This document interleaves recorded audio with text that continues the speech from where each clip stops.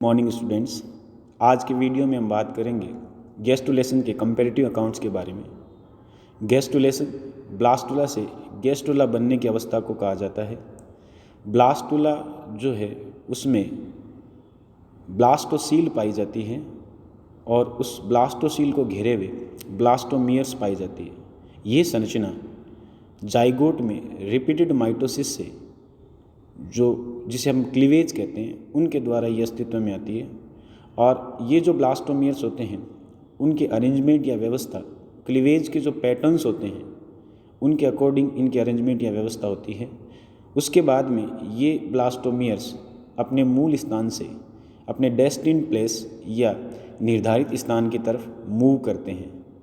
इसके तहत जिन ब्लास्टोमियर को आगे चलकर एंडोड्रम और मीजोड्रम बनानी होती है वो एम्ब्रियो के अंदर की तरफ जाते हैं तथा जिनको एक्टोड्रम बनाती होती है वो ऊपर की तरफ स्प्रेड होते हैं या फैलते हैं। गैस्ट्रुलेशन एक ऐसी प्रावस्था है जिसके तहत हम ये कह सकते हैं कि मल्टीलेयर्ड एम्ब्रियो का निर्माण होता है या एक से अधिक परतों वाले भ्रूण का निर्माण होता है। ये एक से अधिक परतें या लेयर्स जो होती हैं वो जर्म लेयर कहलाती है। इनको जर्मिनल लेयर या जर्म लेयर्स इसलिए कहते हैं क्योंकि आगे चलकर इन्हीं लेयर्स की कोशिकाओं से अंगों का निर्माण होता है। जर्मिनल लेयर की बनने की अवस्था को भी हम गैस्ट्रुलेशन कह सकते हैं। इसके अलावा हम ये कह सकते हैं कि गैस्ट्रुलेशन के दौरान ब्लास्टोसील समाप्त हो जाती है, उसके स्थान पर एक नई कैविटी का निर्माण होता है जिसे आर्केंट्रोन कहा जाता है। आर्केंट्रोन से आगे चलकर एलिमेंट्री कैनाल का निर्माण होता है। आप लोगों ने ये पढ़ा होगा कि आर्केंट्रोन जो होती है वो बाहर की तरफ एक पोर या छिद्र के द्वारा खुलती है जिसे ब्लास्टोपोर के नाम से जाना जाता है। यही ब्लास्टोपोर आगे भविष्य में चलकर या तो माउथ का निर्माण करता है या एनस का निर्माण करता है। जिनके अंदर ये माउथ का निर्माण करता है उन्हें प्रोटोस्टोमेटा कहा जाता है तथा जिनके अंदर ये एनस का निर्माण करता है उन्हें ड्यूटेरोस्टोमेटा कहा जाता है। यहाँ हम बात करेंगे संक्षिप्त में कि ब्लास्टोमियर्स के द्वारा गैस्ट्रुलेशन के दौरान जो होने वाली मोमेंट्स होती हैं जिन्हें अपन मॉर्फोजेनेटिक मोमेंट्स कहते हैं वो किस तरह से घटित होती है और उनके द्वारा आगे चलकर किसका निर्माण होता है। उसके बाद में यदि अपन सबसे पहले यदि बात करें कि मॉर्फोजेनेटिक मोमेंट की डेफिनेशन या परिभाषा क्या है।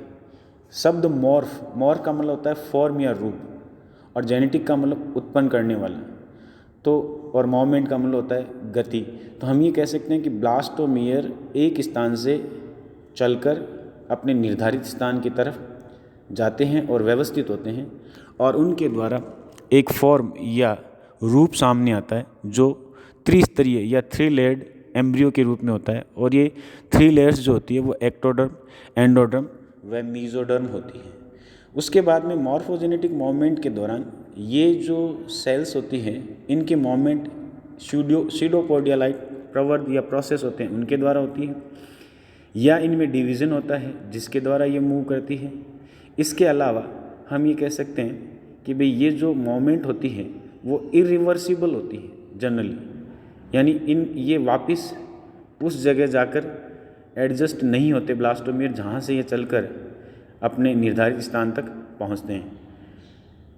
मॉर्फोजेनेटिक मोमेंट के जो टाइप्स या प्रकार होते हैं वो मूल रूप से 2 प्रकार की होती है। एक तो एपिबोली और एक हम कह सकते हैं एम्बोली। एपिबोली जनरली उन ब्लास्टोमियर के द्वारा प्रस्तुत की जाती है या उन ब्लास्टोमियर के द्वारा परफॉर्म की जाती हैं जिनको आगे चलकर एक्टोड्रम का निर्माण करना होता है, जबकि एम्बोली उन ब्लास्टोमियर्स के द्वारा परफॉर्म की जाती है जिन्हें एंडोड्रम व मीजोड्रम का निर्माण करना होता है। तो सबसे पहले यदि हम एपिबोली की बात करें तो हम ये कह सकते हैं कि वे ब्लास्टोमियर्स जिनको आगे चलकर एक्टोडर्म का निर्माण करना है उनके द्वारा प्रदर्शित की जाने वाली मोमेंट या गति को हम एपिबोली के नाम से जानते हैं। हिंदी में इसको अध्यारोहण कहते हैं। अध्यारोहण का मतलब यहाँ होता है ऊपर फैलना या स्प्रेड होना। तो हम ये कह सकते हैं कि यहाँ जो ब्लास्टोमियर्स होते हैं वो अदर ब्लास्टोमियर्स के ऊपर स्प्रेड होते हैं या फैलते हैं।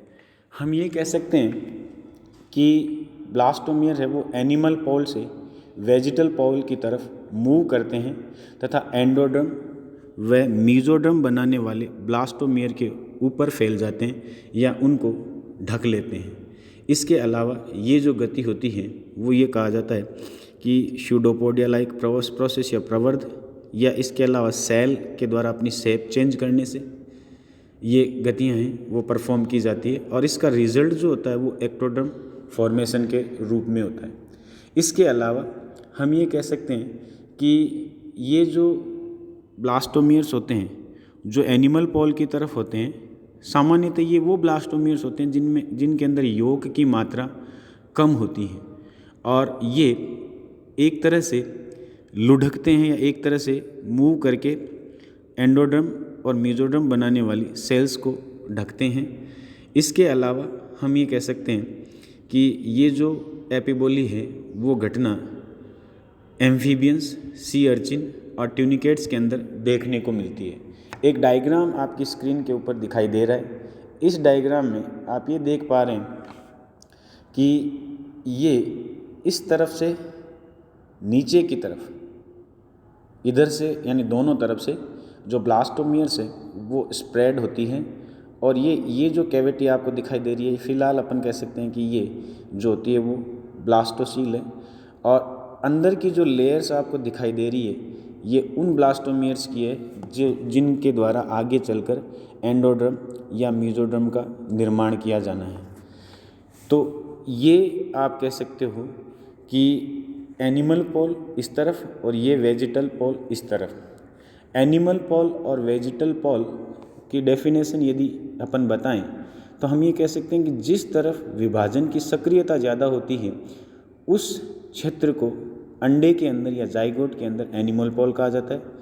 जिस तरफ विभाजन की सक्रियता कम होती है उस पॉल को अंडे के अंदर वेजिटल पॉल के नाम से जाना जाता है। एनिमल पॉल और वेजिटल पॉल का जो निर्धारण होता है वो निर्धारण कई फैक्टर्स या कई कारकों के द्वारा होता है। सामान्यतः हम एक ही कारक को यहाँ पढ़ते हैं कि जिस तरफ योग की मात्रा ज़्यादा होती है उस तरफ वेजिटल पॉल पाया जाता है, और जिस तरफ योग की मात्रा कम होती है उस तरफ एनिमल पॉल पाया जाता है। लेकिन ये बात केवल मध्यपीत की, अतिपीत की अंडों के लिए हम बता सकते हैं। वे अंडे जो आइसोलेसिथल और माइक्रोलेसिथल होते हैं उनके अंदर तो योग इवनली डिस्ट्रीब्यूटेड होता है और मात्रा में भी कम होता है। तो ऐसी स्थिति में अदर फैक्टर्स के द्वारा हम ये कह सकते हैं उनके अंदर एनिमल पॉल और वेजिटल पॉल का निर्धारण होता है।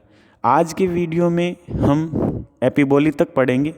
अगले वीडियो में हम एम्बोली के विभिन्न प्रकार हैं उनके बारे में डिस्कस करेंगे। धन्यवाद।